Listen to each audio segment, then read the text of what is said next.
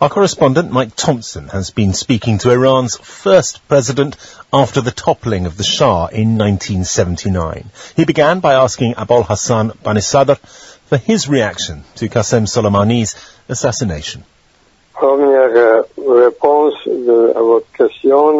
My response to your question is that a state has committed an act of terrorism on a territory that is independent under international law. The consequences must now be awaited. But one cannot commit acts of terror without consequences. The Americans claim that the general was planning further attacks on American personnel, so that therefore their actions were legitimate. In an independent country, what legitimacy do the Americans have? First, they have invaded Iraq. To now, they have been present in the territory of an independent country and doing just what they like there. They launch military attacks on the ground and in the air. They commit acts of terror whatever they want. All that is not legal. The presence of two countries in one territory like this is not legal. It's illegal. Because did the Iraqis invite the Americans? No. Did they invite the Iranians? No. They are both in an independent country and have turned it into a battlefield. Can't put an end to violence with violence. But if Iran, and the general in particular, was planning violent acts against Americans, they couldn't just do nothing.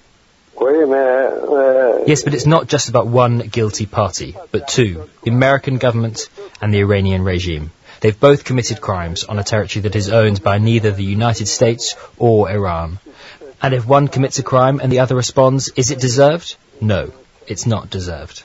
I was talking to a resident of Tehran a little earlier, and he said that many people who'd been anti-government before this happened have now joined with pro-government people in condemning this act, and say it could even lead to more support rather than less for the Iranian government, which has been under a lot of pressure.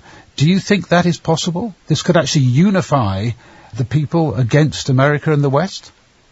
I've always said that the attack on the American embassy by Iran supporters and this act of terrorism, the assassination of Seleimani, have very clear objectives. Mr. Trump benefits from an internal political perspective, and in Iran it is Khomeini who is further strengthened. I've always said it, I say now and I'll say it again, that Mr. Trump and the current state of American politics provides a great boost for the regime of Mr. Khomeini. Will he benefit from this assassination? Certainly.